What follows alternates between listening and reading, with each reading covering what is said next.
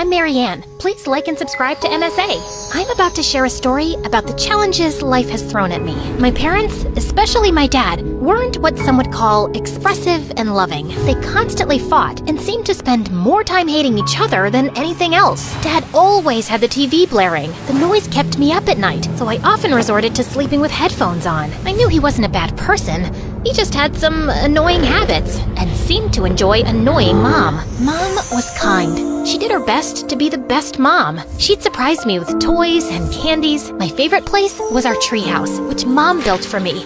It was my escape. I loved spending time there with my bestie Joy. Marianne, everything will be okay. My mom got me 2 dolls and I want to give you one. Let's grab some ice cream.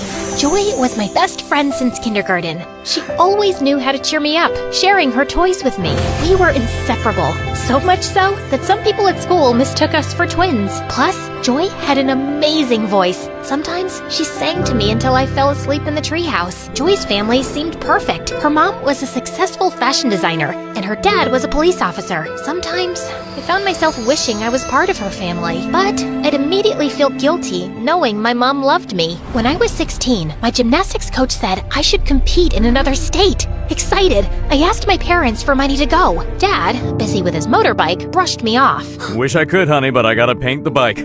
It's my pride and joy. I could tell Mom wanted to help by the way she looked at me, giving me the "I wish I could help you, dear" look. And that day, I made up my mind to do something. I grabbed my dad's motorbike keys, thinking I could ride to the competition myself. But since I didn't really know how to drive, I ended up crashing into a fire hydrant. Dad was furious about his damaged bike, but before he could say anything, Mom intervened. "Don't you dare yell at her." Mom then hugged me and handed me some money. "Here, take this money. I've been saving it for quite a while now.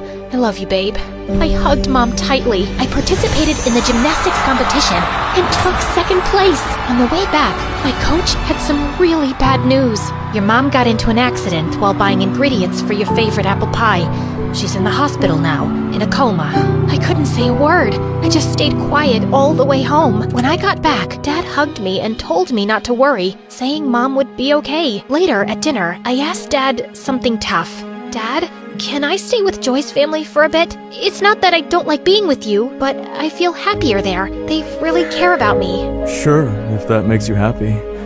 I'll talk to Joy's parents. And Joy's family was really welcoming. Joy's mom used to say, "We're glad to have you, dear. You're like my second daughter from now on."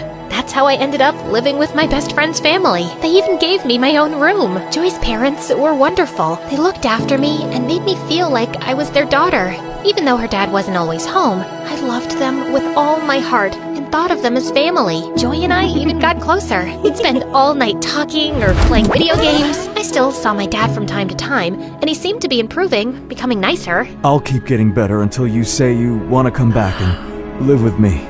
Well, that might take some time, but yeah, keep your hopes up.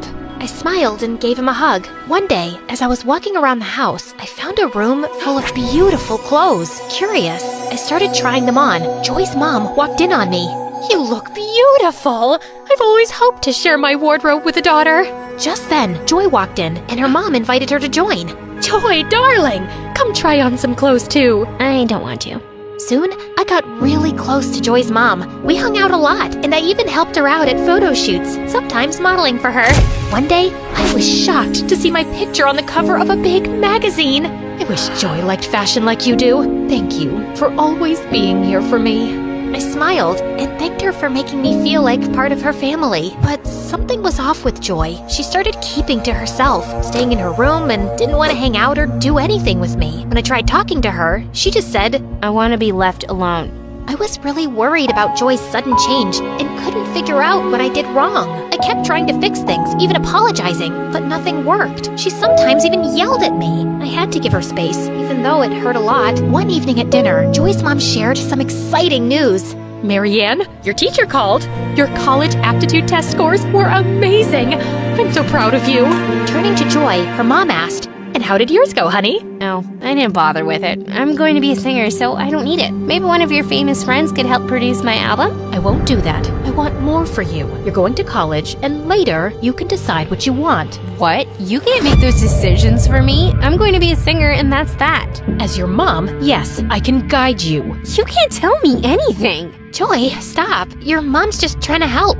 You shut up. My life was better before you showed up. Go back to your miserable family and leave us alone. I hate you both. Angry, Joy knocked all the family pictures off the shelf. After that, her behavior got worse. She began skipping school and got mad whenever someone tried to talk about what she was doing. Joy's behavior toward me got worse, turning her into what felt like a real-life villain. She constantly tried to make trouble for me, and even though her mom always ended up forgiving me, it just made Joy angrier. For example, Joy switched her unfinished homework with mine, confusing my teacher. Luckily, the teacher sorted it out. Joy made a fake social media account with my name, posting embarrassing stuff. It took a while, but I showed it wasn't me and shut it down. Joy hid a library book I borrowed, causing me to get late fees. Her mom found it later and figured out Joy's trick. Joy messed with my bike's brakes. I felt something was wrong before I rode it and stopped myself from getting hurt. This escalated one afternoon when Joy's mom was away on a business trip and her dad was away at work. Joy decided to do something drastic. She turned the backyard into a makeshift movie theater. I'm not sure showing a movie here is a good idea. Well, it's better than having you around all the time. The backyard quickly filled with people, the projector buzzing to life. I stayed inside, trying to avoid the chaos, and was flipping through a magazine when suddenly someone stumbled into my room. Oops, my bad. I was looking for the kitchen. Hey, is that a magazine about vintage cars? My dad collects them, and I've read a bunch about them. Is that the issue with the 60s muscle cars? Yes, it is. His name was Brian. We discovered we shared a lot of interests and spent the evening chatting in the kitchen. Just as we were really connecting, the screen outside fell over with a crash. Suddenly, Joy and her mom came in.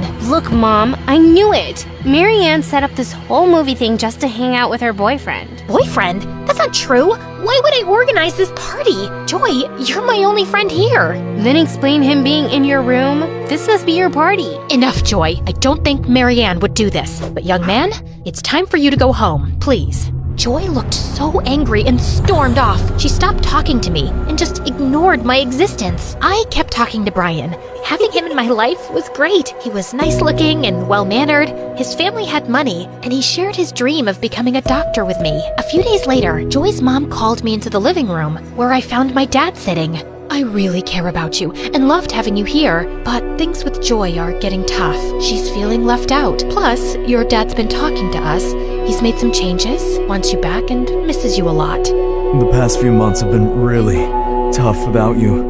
I love you and want you to come home. I didn't say much. When I feel a lot, I find it hard to speak, but I managed to say, I'll pack my things. I moved back with Dad, and honestly, things weren't bad. He had really improved, and hanging out with him wasn't bad at all. But I ended up blocking Brian. I didn't have a strong reason to cut him off. I felt like I didn't deserve him and just needed a fresh start. A few months after finishing high school, I couldn't go to college right away. Dad didn't have the money because we had big hospital bills for Mom. So, I started working as a pizza delivery person. It was tough, but I never thought about quitting. I worked really hard and finally got into college. I planned to study economics and maybe even start my own business someday. While studying, I took any job I could get. Eventually, I managed to rent a tiny apartment with a view of the city dump. It wasn't much, but it was mine.